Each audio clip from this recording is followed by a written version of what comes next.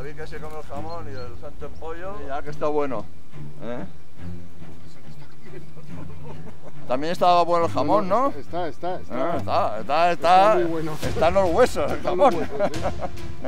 Un buen caldo. Un buen caldo, sí. Luis, es lo que nos tocará a nosotros, un buen caldo. Joder, lo comerá todo entero. ¡Alto! ¿Quién va? ¡Santo y seña! Par 10, si son nuestros suscriptores y vienen aquí en escuadrón. Bueno, señores, si se vienen a compartir un pobre ágape de unos honrados soldados, les daremos una pata de pollo y lo que queda del jamón. Y les contaremos la historia de unos hechos de armas que ocurrieron aquí. Acompáñenos.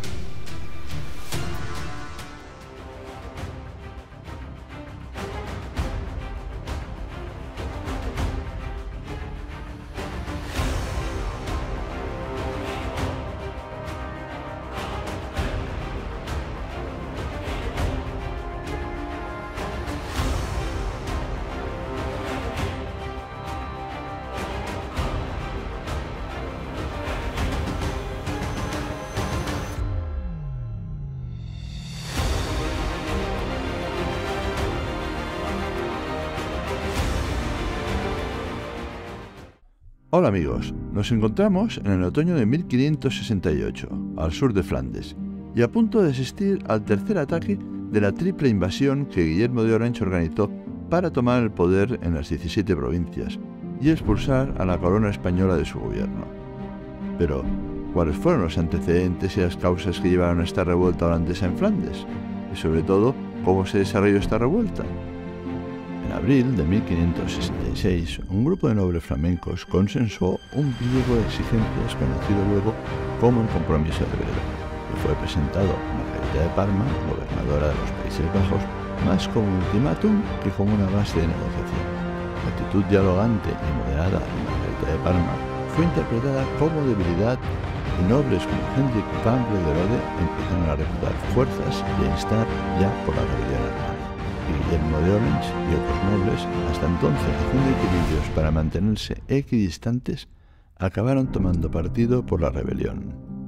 En ese momento, en la ciudad de Valenciennes, se alzó en rebeldía contra la corona, aunque las fuerzas realistas acabaron derrotando a los rebeldes en las batallas de Batrelos y Lannoy, y finalmente restaurando el orden en Valenciennes. En 1567, un ejército calvinista de 2.500 hombres bajó hasta Oosterweel, y un contingente realista los sorprendió y aniquiló el 13 de marzo en la batalla de Oosterweel. Pero la rebelión estaba ya decidida, y Guillermo de Orange organizó un triple ataque sobre los Países Bajos, y estaba destinado a extender la rebelión y a expulsar a los católicos, españoles o no, de Flandes.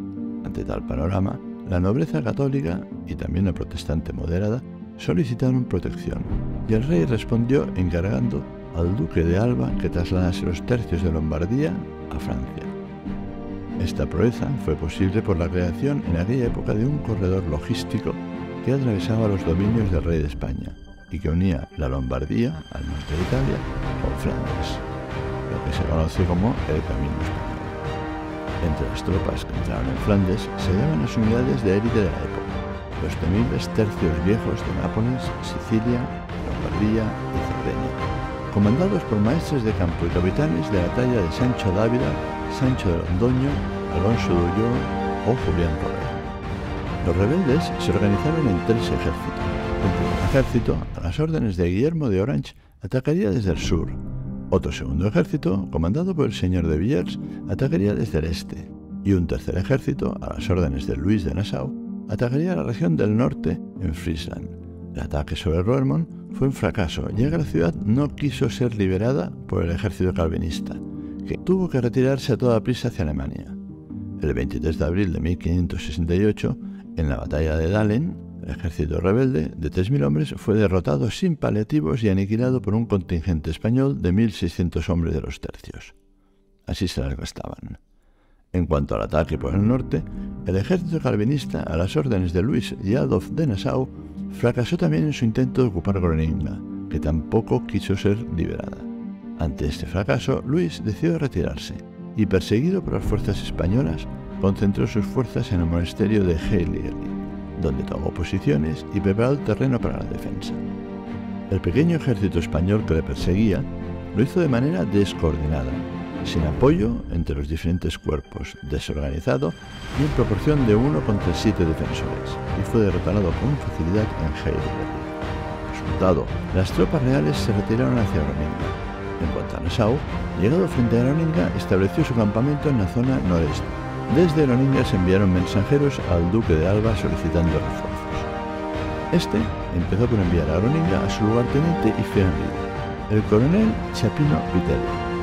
Pero el tiempo jugaba a favor de los calvinistas, y Alba necesitaba derrotar a Luis de Nassau antes de que su hermano Guillermo de Orange iniciara su invasión por el sur, y tener entonces que luchar en 2 frentes.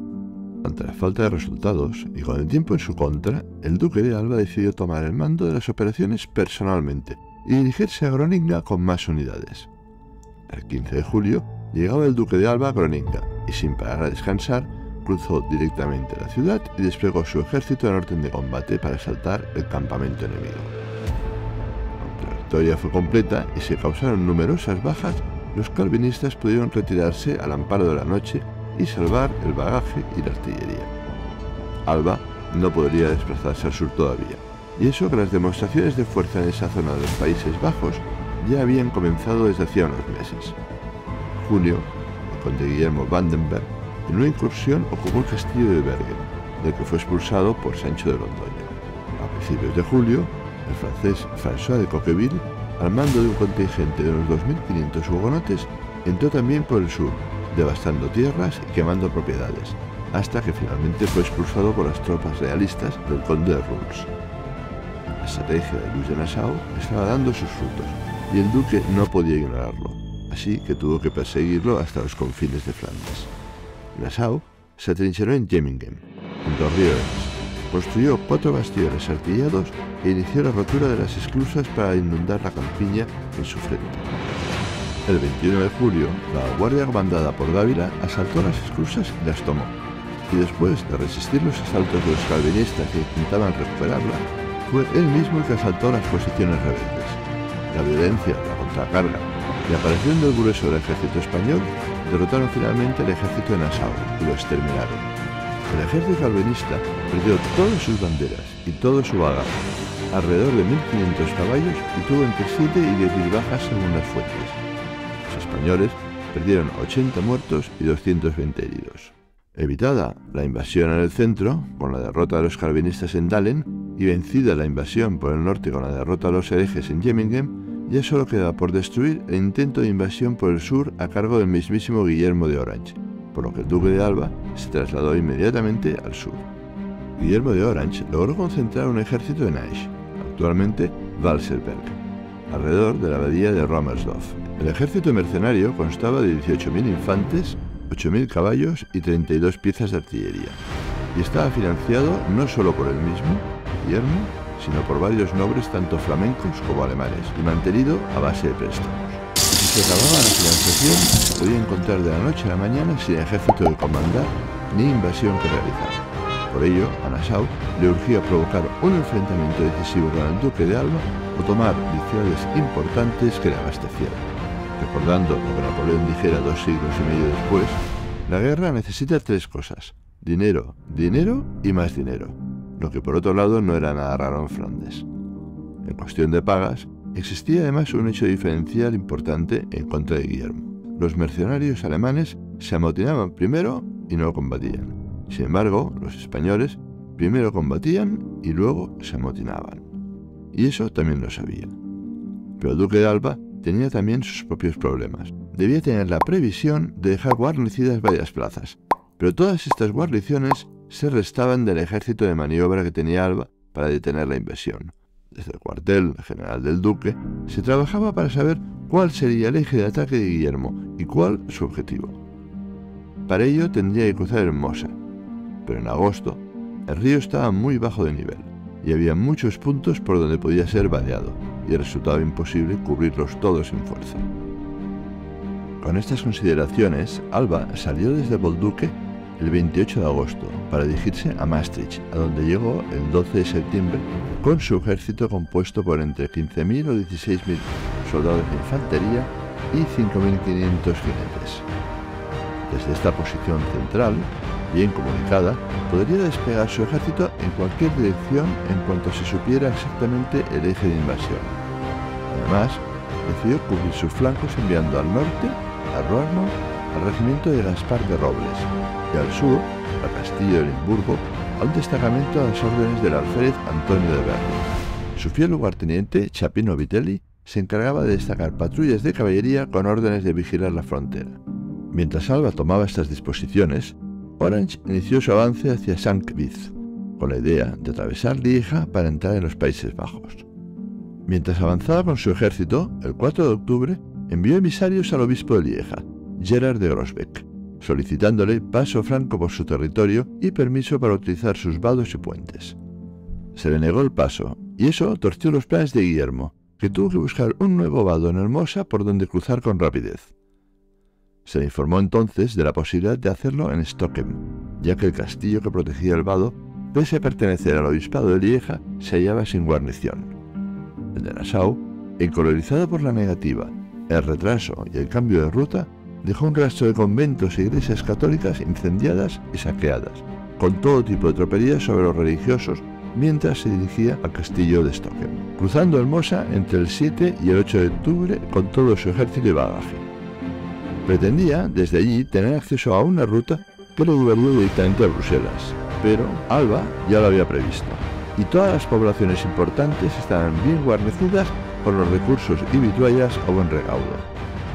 Eso volvió a torcer los planes de Guillermo, que no tenía recursos para una campaña larga con numerosos asedios. Decidió entonces avanzar algo hacia el interior y mirar al sur para así rodear y aislar al duque contra Hermosa. Pero las hábiles posiciones de Alba provocaron que fuera él mismo el que se encontrara rodeado y aislado. Al norte tenía una serie de poblaciones bien guarnecidas y leales a la corona, y al sur el ejército español y el Mosa. El duque hizo buena la máxima que luego Napoleón plasmó en una sola frase: no interrumpas a tu enemigo cuando se equivoca. El 9 de octubre, Orange inició el giro hacia el sur. El ejército calvinista se desplazó por delante de la posición española, eso sí, a distancia segura, y acampó cerca de la aldea de Eigenbilsen, a unos 5 kilómetros del campamento español. En la madrugada del día 10 de octubre, se pensó por la cercanía de posiciones que Guillermo de Orange iba a forzar una batalla, pero se limitó a levantar el campamento y dirigirse a la localidad de Breren. Alba marchó en paralelo, acosándole con la caballería, y acampar luego en la aldea de Elst. El 11 de octubre, los calvinistas acamparon en los alrededores de Tongres, actualmente Tongeren, en donde la población calvinista suministró víveres al tan necesitado ejército rebelde, evitando de este modo un incipiente motín, y se dirigió hacia Borglon el 12 de octubre. Permanecieron allí durante los días 13 y 14. El ejército realista se movió y acampó en Gien, o Genis, el mismo día 12. Ese mismo día, mientras los calvinistas acampaban, la caballería española de Reruelos, Reiters, a las órdenes del prior Don Hernando, y una unidad de unos 500 arcabuceros a las órdenes del maestro de Sancho de Vendôme, sorprendió la retaguardia de los calvinistas compuesto de caballería mexicana e infantería. Tras un intenso combate, los realistas dieron muerte a 600 rebeldes y capturaron unos 200 carromatos del muy valioso bagaje, junto con numerosos caballos. Al día siguiente, 13 de octubre, el ejército español se desplazó a la villa de Königsheim para presionar más de cerca a los calvinistas. El 15, acosado por los españoles y viendo lo complicado que resultaba el forrajeo por la presión de la caballería enemiga, Guillermo se dirigió hacia Jalmal, donde su ejército fue bien recibido por los calvinistas de la población y avituallado. El duque de Alba se desplazó entonces a la aldea de Eurne, o Houten. Esa misma noche, el duque de Alba envió al mando de Julián Romero unos 500 arcabuceros a ocupar un bosque que estaba junto a una loma desde la que se podía observar el campamento calvinista. Al día siguiente, y fiel a su costumbre de explorar personalmente el terreno, el duque de Alba subió a la colina junto a su general de caballería, Chapino Vitelli, para conocer los alrededores y examinar las fuerzas enemigas. Avistado el duque desde el campamento rebelde, se envió una fuerza de caballería para atacarlo, pero fueron rechazados por los arcabuceros del bosque, aunque esto les costó revelar su posición. Alba, acabada la inspección, volvió al Real Español. Orange envió a unos exploradores para saber el número de españoles que estaban ocupando el bosque.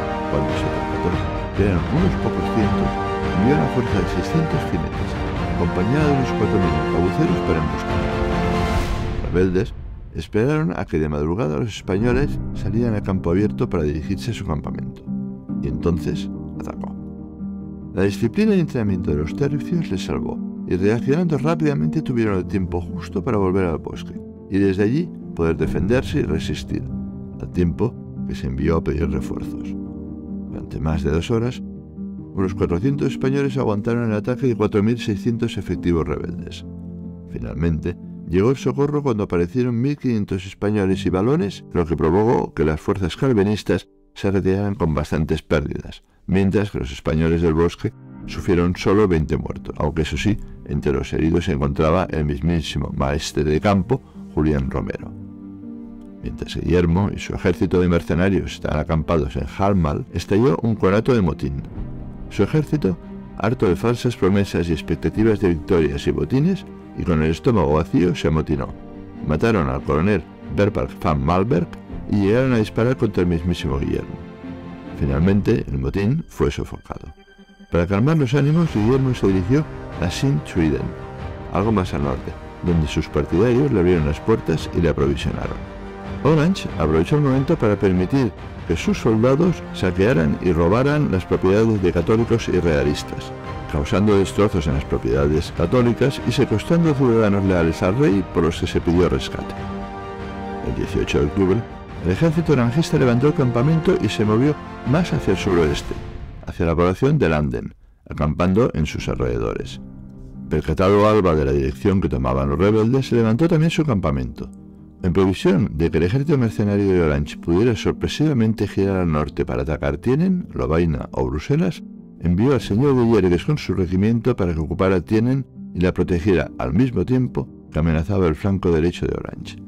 El regimiento del coronel Mondragón, la compañía de arcabuceros a caballo del capitán Montero y el señor de Aguar con 600 arcabuceros fueron enviados a Lovaina. El conde de Ruls, con su regimiento, fue enviado a Bruselas. El 19 de octubre, los exploradores de la vanguardia del ejército español detectaron al ejército calvinista en columna de marcha dirigiéndose hacia un puente del río Lethe, oeste de la aldea de Linsmeau. En esa zona, y parcialmente oculto por unas lomas, Orange levantó su campamento, en unas trincheras en espera de que llegara la retaguardia con los rezagados y poder cruzar al día siguiente. Avisado el duque de Alba de la posición del enemigo, acampó enseguida en Washouten. Mientras fortificaba el campamento en previsión de un ataque enemigo, Alba envió unas unidades a ocupar unas arboledas y una loma desde las que se dominaba el acceso al mismo, y por donde se podía atacar el flanco de las columnas rebeldes que todavía no habían llegado al campamento orangista. En ese momento, las unidades españolas y avanzadas se encontraban en abrumadora inferioridad frente al ejército mercenario de Orange. Varios generales, entre ellos el más prominente, el conde de Honstraten, rogaron a Guillermo que se revolviera y atacara a la vanguardia española aprovechando el momento. Pero Guillermo dudó, eligió no arriesgar su ejército de impedimenta y se perdió la ocasión. Combate del río Lethe, o mal llamada batalla del Jodón.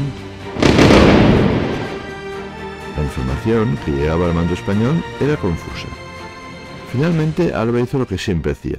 Se fue con Chapino Vitelli y su escolta a primera línea, a lo alto de la loma, para valorar correctamente la situación. Orange les atacó tímidamente, sin involucrar a todo el ejército, que siguió con los movimientos previstos de retirada, y los españoles respondieron emplazando 6 cañones en la loma y contestando al fuego, pero sin moverse, ya que no tenían el apoyo inmediato del grueso del ejército. Los calvinistas no podían ni maniobrar ni retirarse, y eso los convertía en un blanco fácil para los 6 cañones. Las bajas empezaron a aumentar y las formaciones a desesperarse, por lo que sus oficiales no tuvieron más remedio que salir de la posición defensiva inacabada y cargar contra la infantería y batería españolas de la loma. Cuando iniciaron su avance, todavía bajo el fuego de la artillería, la caballería española se preparó para cargar sobre el flanco derecho rebelde, que quedó al descubierto, lo que bastó para que la unidad orangista se refugiara en un caserón primero para retirarse después al campamento. Un campesino local, que al parecer sirvió con el emperador Carlos V, proporcionó información al Real Español sobre el río Guete. Era estrecho, pero con unas orillas muy escarpadas, y existía además un puente por donde el enemigo se estaba retirando. Mientras que una gran fuerza de entre 4.000 o 5.000 arcabuceros quedaron atrincherados en la margen oriental para cubrir su retaguardia. Llegado el duque a la zona, organizó el asalto a la posición.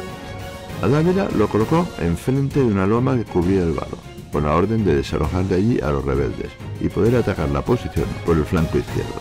Robles formó sus unidades frente al claro del puente y Belgamonte se encargó del flanco derecho rebelde. Las descargas de los rebeldes se sucedían una tras otra y pese a la precisión de los arcabuceros de los tercios, los mercenarios se hallaban a cubierto sufriendo escasas bajas. Así, los rebeldes aguantaron una hora, hasta que el nerviosismo y las dudas por quedar aislados se reflejaron en la cadencia. Los muy veteranos Dávila, Robles y Belgamonte detectaron al instante ese cambio en la moral y determinación del enemigo. La duda de los calvinistas fue todo lo que la muy veterana infantería española y valona necesitaban para cubrir un par de cientos de metros la carrera. Disparar y empezar a combate cuerpo a cuerpo con unos enemigos que ya se sabían derrotados. Como testiguan las fuentes, el combate cuerpo a cuerpo fue muy duro y tuvo la fe de que la mayoría de los muertos y heridos lo fueron por arma blanca. Una vez rota la línea defensiva frente al puente, la resistencia se derrumbó y el combate cuerpo a cuerpo acabó en una masacre de mercenarios orangistas. Solo unos cientos de ellos lograron cruzar el Guete y dirigirse hacia su retaguardia, que se llamaba Chas, una pequeña aldea en la margen occidental. Cerca de Chas había una gran casa ocupada por más arcabuceros rebeldes con la misión de proteger la retirada del cuerpo principal. En cuanto los españoles cruzaron el Guete y se desplegaron en su margen occidental, empezaron a sufrir descargas desde la casa. Se desplegaron alrededor de la misma y volvieron al pueblo.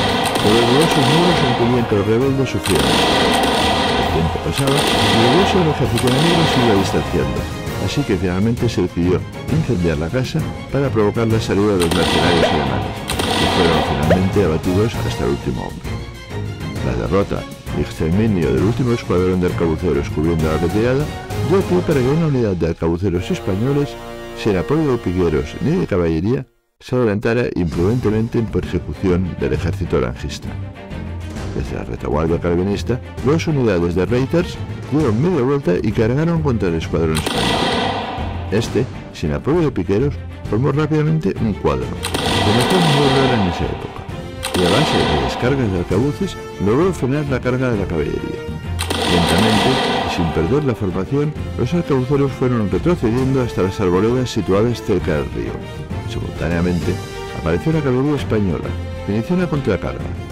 Así, los reyes orangistas, percatados de ello, se retiraron hacia su columna. Al cesar el combate, poco antes de la puesta del sol, el ejército español estaba partido en dos a ambos márgenes del río Guete, por lo que Alba ordenó detener la persecución hasta que se reunificara y se reorganizaran las unidades. La acción del río Guete, o batalla de Jodón, había concluido. Los muertos en el bando calvinista ascendían a unos 3.000 y los del ejército español entre 25 y 80 según las fuentes consultadas. El ejército de Orange había sufrido un duro golpe y pese a que se retiró en buen orden, lo hizo muy mermado ya de infantería. El hambre y la necesidad de buscar vituallas se atrincheró en Marilles, a la espera de un previsible ataque del duque de Alba. Esperó hasta que decidió enviar exploradores de la numerosa caballería que todavía tenía. Los exploradores no encontraron nada. El ejército de Alba parecía haber desaparecido. Tras la batalla, Alba se desplazó al norte, por la orilla este del río Guete, y acampó en Lar. Al día siguiente, 22, cruzó el Guete a la altura de Elixem para dirigirse y acampar en Vinesakem. Mientras tanto, Orange se dirigió a Saint-Jean de Guest, donde se reunió finalmente con Genlis y sus hugonotes. La reunión fue una gran decepción para Orange. Más que una fuerza militar, era casi un convoy de reclutas y sus familias. El líder hugonote francés comandaba una fuerza de 4.000 infantes y 1.800 jinetes. Alba decidió seguir con su estrategia inicial por dejar aislado al de Orange.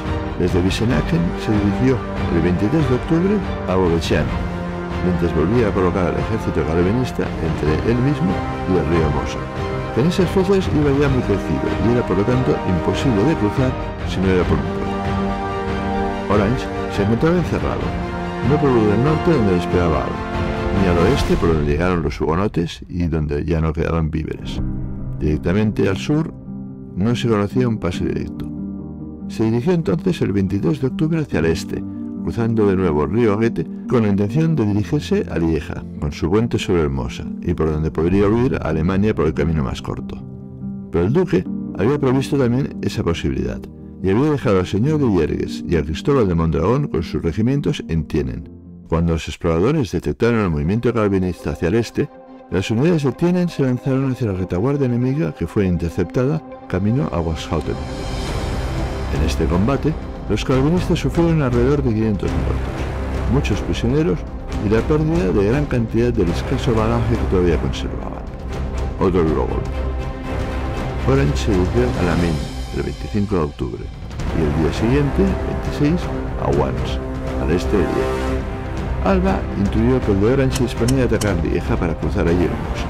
Por ello, tras la acción de Walshauten, envió al señor de Yergues con su regimiento a Lieja, pasando por Huy, en donde dejó una guarnición. Impartió las mismas órdenes a Mondragón para que reforzara Lieja. Orange llegaba el 27 de octubre frente a Lieja y el 3 de noviembre solicitó al arzobispo Rosbeck paso franco so pena de asaltar la ciudad. Con los refuerzos de Yergues y Mondragón dentro de la ciudad se le negó el paso. Guillermo intentó un tiro de asalto que solo le produjo escasas pérdidas. Pero sabedor de que el duque de Alba estaba a 30 kilómetros en Hasselbrook y que podía quedar ocupado, tomó el único camino que Alba le estaba dejando abierto, hacia el suroeste, hacia Francia. Alba sabía exactamente, porque él lo había planeado, por dónde iba a pasar el ejército calvinista. Así, desde la población de Poset, y fiel a su costumbre de explorar personalmente el terreno, se desplazó hacia el sur, en donde localizó un terreno elevado que dominaba el cruce de caminos por donde debía pasar el ejército rebelde. El 5 de noviembre, Orange inició lentamente su retirada de Lieja, mientras que Alba, discreta pero rápidamente, desplazó su ejército tras la elevación del terreno que había explorado. Mandó excavar atrincheramientos y esperó. Hacia las 15 horas apareció el ejército calvinista en orden de marcha. Orange, viendo que la Roma estaba ocupada solo por unos regimientos españoles que se dirigían a Lieja, mandó a su vanguardia atacar la elevación. Tras unos tiroteos y un combate entre las caballerías, se percató que era todo el ejército español que estaba tras la posición. Así, abortó el ataque de la vanguardia y se retiró probablemente hacia Sedan-le-Château. Alba envió a Mondragón a que ocupara y protegiera Huy, y al señor de Yergues para que hiciera lo mismo en Namur, y ambos con órdenes de inutilizar los molinos y enviar todas las vituallas de la zona dentro de las respectivas ciudades, para privar así a los calvinistas de víveres. El Mosa quedaba así pues cerrado. Enterado Orange de las disposiciones de Alba, se dirigió directamente hacia la única salida que le habían dejado, Francia. El 7 de noviembre, de Sedan se desplazó hacia Gembloux, y de Gembloux a Groseilliers. Neutralizada la amenaza de un cruce en Huy y Namur, Alba ordenó al regimiento de arcabuceros montados de Mondragón dirigirse y ocupar Lynch, para acusar desde allí a los rebeldes cuando pasaran. A estas alturas, el ejército de Orange iba lentamente desintegrando. La vanguardia fue atacada por los españoles acuartelados en Brinch, mientras que la retaguardia lo era por la caballería de la vanguardia del ejército de Alba. El hambre se había agravado y extendido por la pérdida del bagaje, y las deserciones de hugonotes y mercenarios alemanes eran cada vez más numerosas. El ejército de Orange acampó en los alrededores de Gabay sobre el 11 de noviembre, mientras el ejército español lo hizo en Brinch. Al día siguiente, Orange se desplazó a Le Quesnoy, seguido de cerca por la caballería de Alba. En esta zona se desarrollaron unos combates entre la retaguardia rebelde y la vanguardia española, en los que, sin embargo, la caballería española se llevó la peor parte, resultando de los varios altos oficiales y entre ellos Sancho Dávila. Aunque los calvinistas lograron tomar la población de Le Quesnoy, tuvieron que desalojarla ante el avance de Alba. Intentaron entonces, más adelante, asaltar la población de Le Cateau-Cambrésis, pero la exigua guarnición de 30 soldados los rechazó. Hizo que Orange se viera obligado a levantar el sitio y continuar hacia tierras francesas, acampando el 17 de noviembre en los alrededores de Saint-Quentin, mientras Alba lo hacía en los alrededores de Le Cateau-Cambrésis. Alba se abstuvo de entrar en las tierras del rey de Francia y esperó a que aparecieran las unidades francesas que debían haber impedido a Orange entrar en ese país. No apareció nadie. Lo que quedaba del ejército hugonote se desintegró. Guillermo de Orange regresó a Alemania derrotado y con un solo puñado de seguidores. El tercero y último de los 3 ejércitos que invadieron Flandes había sido derrotado y expulsado. Había finalizado la primera revuelta holandesa. El duque de Alba, con sus maestros de campo, había sido capaz de enfrentar y derrotar brillantemente y con estrategias diferentes a 3 ejércitos calvinistas simultáneos en un mismo año, 1568. Ahora tocaba gestionar la paz. Durante los años posteriores en que gobernó las 17 provincias, lo único que realmente consiguió fue dejarlas más radicalizadas y sembrar las semillas de una segunda revuelta. Pero esta, sus campañas y sus batallas serán temas ya de otros capítulos. Espero, amigos, que este capítulo os haya enriquecido y sea motivo para que suscribáis, los que todavía no lo estáis, y le deis al like. Nos volveremos a ver en breve en los campos de Muc. ¡Hasta luego!